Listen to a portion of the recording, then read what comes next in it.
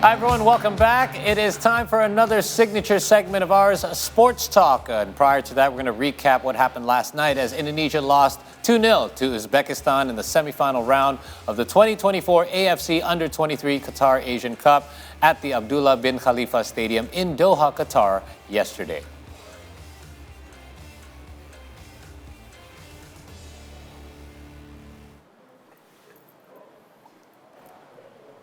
With only one win left until the Olympics, Indonesia faced a bitter defeat with the main defender's exit variable and the additional goal immediately followed after giving up the first goal in Uzbekistan's offensive. Indonesia, which could not easily attack until the middle of the second half, took a blow to Uzbekistan but cried offside. And during the 16th minute of the second half, the ball that flowed after Arhan's long throw on the left side headed back to Arhan, and Ferrari, who received the pass after Sananta's aerial ball contest on the cross, again shook the back of the net. Indonesian players and fans roared, but the referee went on an on-field monitor review and Sananta's right foot was confirmed to be one step ahead of the Uzbek defense at the time of Arhan's cross, declaring offside. Head coach Shin Tae-yong, who now still has a possibility to win his team a ticket to the Olympics, will be competing for the chance through a third-place match against Iraq. The third-place match will be held on May the 2nd. Meanwhile, after the match ended, PSSI Chairman Erick Thohir went inside the locker room to give players words of encouragement, and via Erick Thohir's Instagram account, he mentioned that, quote, "In football, we have not succeeded in beating Uzbekistan, but we win in togetherness. And this victory is priceless. We will all continue to work hard again to achieve third place and to be able to compete in the Olympics. There is still a chance for Garuda Mendunia." Now, obviously, Indonesia has to acknowledge Uzbekistan's superiority at the 2024 AFC Under-23 Asian Cup, which ended 2-0 in favor of the White Wolves. Yes, however, the chance for the Garuda Muda to qualify for the Paris Olympics is still open, either by securing the third place in the Under-23 Asian Cup or through a playoff against Africa's representative, Guinea. That's right. So we're going to review a little bit about Indonesia's performance so far in the tournament, as well as their prospects for the Summer Olympics. Joining us here on Sports Talk is Aldi Bawazier, who is a football analyst and a pundit as well. Mas Aldi, thank you for being here today. Thanks for having us. Thank you. Great to have you here. Great to have you. So let's talk a little bit about last night's performance. Yeah. We know that the young Garuda squad had been riding a lot of momentum coming into this match as well. How would you rate last night's performance here in the semifinals? Well, I'm not going to say Indonesia playing well last night. I'm not going to say Indonesia played dynamic football. I'm not Erik ten Hag. Yeah, Indonesia is crumbled last night, you're right, especially because the story of the game is how we cope with Uzbekistan physical approach, Okay. Right. and then how we cope without Rafael strike. And the story is we change it with Rahman and Sananta. Yes. So the target of the game is we want to start early, because against Korea, against Australia, we're really good at the early stage of the game. So Uzbek not play their best player, Jaludinov, the number 10, which is he's not playing also in Saudi, against Saudi and against Vietnam. So he saved their breath until the second half, which is great for Uzbekistan, because Indonesia, from the start of the game, Uzbekistan forced us to make an error in 13 minutes, 20 minutes, and 18 minutes. A lot of errors in our area. Right. And then makes a corner, like you said before, our goalkeeper not having his best day. So it's hard to develop our play because we play from build up from the back. Right. But Uzbekistan is make a full court press. Correct. In basketball terms, a full court press that we cannot develop our build up from the back. And also, Hernando Ari, his distribution is really well from the throw. Right. But during the game, his distribution also from the feet. Okay. So the distribution is not until the player. So yeah, we cannot develop our play from our third and until the final third. And something wrong. I don't know, the chemistry between Ramadan and between with Sananta or with Strike is went off last night. It seems a little bit different. Yeah. We talked a little bit on Sports Talk yesterday. I mean, in regards to us and our build-up, we do some great build-ups with this squad. But we mentioned yesterday with another analyst that part of the Uzbekistan strength is the fact that they play player positioning very well. Yeah. They're able to create gaps that other teams do not create. How much of that was a factor yesterday in throwing off our team? Interesting you point about the gap, because Indonesia gap between the players is so far. Right. Because previously Indonesia very compact, and then they play really small gap and short passes. Yes. They really went well. But last night the gap between the players, especially Nathan Choaon and Ivar Jenner, is so it's so far, and bad for us. Uzbekistan can sniff the blood, and they play not during only from the flank, but through the middle. Yes. Through the needle pass. And they're known for playing through the flanks, right? They're not expecting that as well. Yes, because Uzbekistan thought Indonesia will play through the flank, but no, Indonesia is hard to play on the flank, and also the gap in the midfield is so open. Right. Do you think this has anything to do with the newly acquired team, such as Nathan Choaon, that is used to play for European, especially the Eredivisie Dutch football league, right? Which has a different approach to football than maybe Asian and especially Indonesian parts. Good point. Yes, this is a young team. It's a very young team, especially in under 23. But what makes me happy with it is the under 23, but is prepared for the longer term. Right. So what makes me happy is we prepare our future football with the very young team. So Shin Tae-yong and will make this team through every competition. So it's different with other team that rely on the player with 28 years old, 29 years old. This team rely on the player 22, 23. So it's really good story, yes, but Nathan Choaon still need time. But yes, his debut time is the debut time he plays on the left back, not really well. Yes. But as a central midfielder, his vision, his passing, his collaboration with Ivar Jenner, how he see the gap between the opponent is really good. But yes, I'm happy with this team, and what makes me happy is, like Mr. Erick Thohir said, unite the nation. Yes. You say I'm a football enthusiast, football pundit or everything, but I swear I've never watched under 23 at 4 in the morning. But this team met me. Yeah. And I'm sure you too, right? Well, we saw all the highlights of all the watch parties all across Indonesia, not just in the main part of the city. I've never seen anything like that before either. Yeah. And it's a loss. You can imagine In a loss, exactly. It's a loss, yes. Well, speaking of losses, let's look at the other side of the bracket, where Iraq lost to Japan. Japan, yes. Tell us what your thoughts are on this outcome. For us, it's good to have Iraq. Okay, better for us to face Iraq Better for than us, Japan. yes, because Japan is. People said yes in the group stage they cannot win against Korea. We still win against Korea, so it's good chance for us. This not works like that because Japan is more more sophisticated in the youth development, young rank. Everything is ahead of us. But Iraq, for us, Iraq is a bit of pots in with like a Jordan. They pump the ball inside the box and waiting for the opponent to make an error.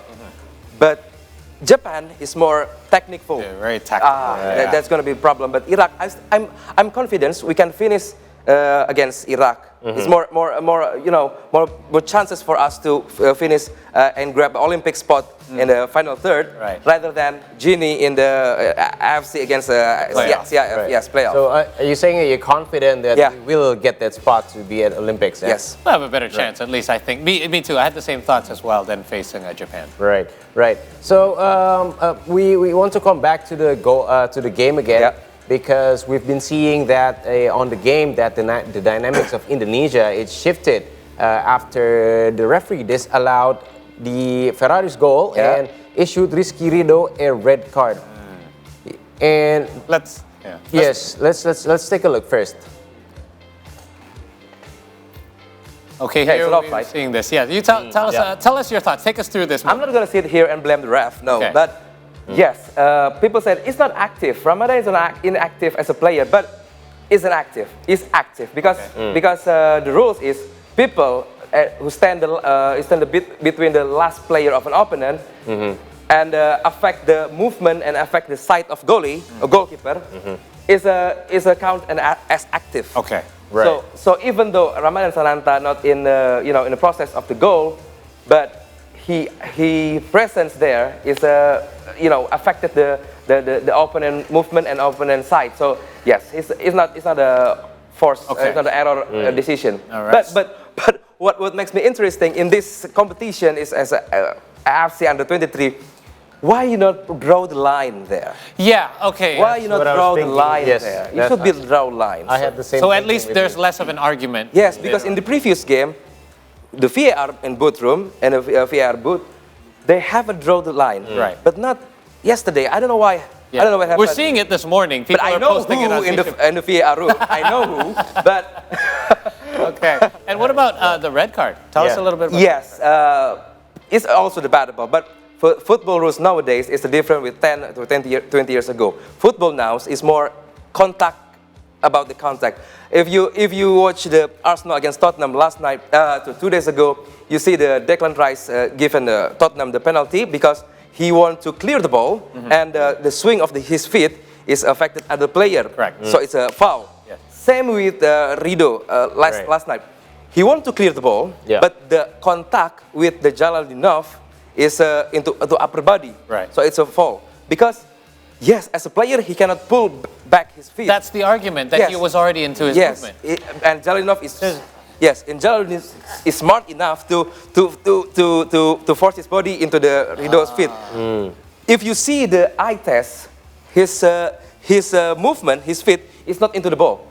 Rido's feet is into the ball. Rido is right. He wants to clear the ball. He's right. But the referee also right to call it a foul. Okay. Because the effect of the contact, that was the matter.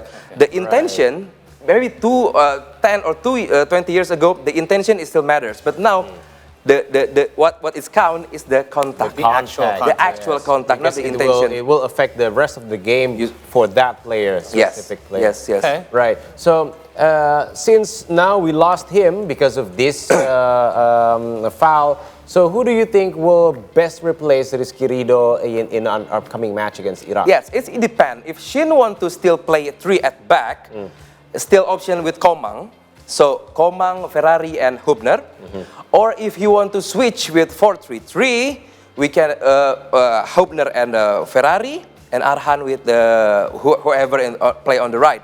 So yeah, it depends on the Shin tactic. If you want to play 4 at the back or 3 at the back. So if he still want to play 3, Komang I think is the good option. Okay. Komang, Yeah? right. Okay, so looking ahead now to Iraq, it's never easy coming off of a loss. Yeah. You could see the guys in the locker room, despite Mr. Eric Thohir's course. speech, the heads were a bit down.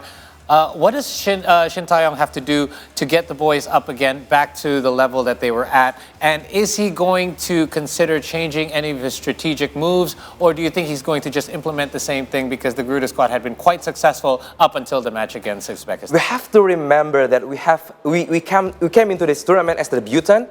We doesn't know anything about this tournament. We're very green about it, but through the tournament, the expectation grew. Yes. Okay? We should have been just happy just to be here, but now we want to win. Just like that, we're already good. Yeah. We're already brilliant. But we just, just inch away from the greatness. Yes. Okay? But against Iraq, we have to be fun again. We have to be enjoy Loose. again. We got to play loose. Yes, again. I hear you. Because against Australia, against Jordania, you can witness because we play really fun football. There was no pressure because we already lost earlier, right? Yes. Yeah, correct. And we have to play again like that. Because if we play like that, we play brilliant football. We play really good football to watch. So against Iraq, that really, I can say it's negative football, Iraq, because he's really held back and pumped the ball inside the box and waiting for the opponent to make an error. Indonesia is more proactive. Indonesia more, tactical. We have a really, really good player through the flank, through the midfield. We have a good striker. Rafael Struijk will play again against Iraq. So what Shin Tae-yong needs to do against Iraq, he needs to recall the player. Hey, you're very good at this. Why don't you play again like that? Okay. Because yesterday, I don't know, mentally, we tired mentally. And it's a lot of pressure. I can imagine. At this point, they're not playing loose because they feel all the pressure of the entire nation on them. Yes, especially playing in the very huge stadium like that. It's not easy. Yeah. So on that note, then, how important is it for Indonesia? What do you think it would mean for all of us here in Indonesia if Indonesia is able to grab that final ticket to go to the Olympics? Can you imagine, for the picture? Can you imagine Hernando Ari, right? Saved the penalty from Kylian Mbappe. That's a story. Oh my goodness! Yeah, that is indeed crazy. I'm having goosebumps right now. Me too. Just hearing you speak. Yes, That's the story. You're right. Hernando Ari, Hubner, Nathan, Rafael Strike, Marcelino, they have the ability, they have a quality to go to the Olympic and do something. So why don't we snitch our chance here against Iraq 2 days from now? Because we can do that. I don't know against Gini because a lot of their players play in the Ligue 1 youth. Right. And I've spent 3 years in UK play with Garuda Select. They have against play from Gini, Mali. They're quick, they're strong. I don't know, we can cope with that. Why make things difficult? We should just win it now. Yes, we can, right? because we can, and there's a really good chance we can win against Iraq. So what is your predicted score? Let's get your predicted. I hate this question actually. I know, me too. But we gotta ask. We gotta ask. Just random thoughts. We have to clinch it. We don't because somehow our mental is not as strong if we maintain to clinch it. Okay. For example, it's against Korea. We can 2-0 at the first half, and then somehow we made mistake from the left area, 2-1, 2-2. It's a draining from the mental. So if we can maintain 1-0, early goal in the first half, maybe 2-0 in the first half, and play well in the second half, maybe in 90 minutes we can lock our place, our spot in Olympics. So 2-0? 2-0, I think. Yes. 2-0. Let me get your prediction, Archie. I would go with him. I'd go with 2-0. 2-0? Yeah. Okay. I'm gonna go with same prediction I had yesterday, which was way off, obviously, but I'm just gonna stick with my 1 goal difference, but this time I'm going 1-0 Indonesia. Right? 1-0. Right. Okay. All right. Thank you so much for coming on here. It's great to have Thank you. you so And much. again, Thank you. hope Thank you, to have you on discussing our journey to the Olympics. Sure. Yeah. Magical journey. Yeah.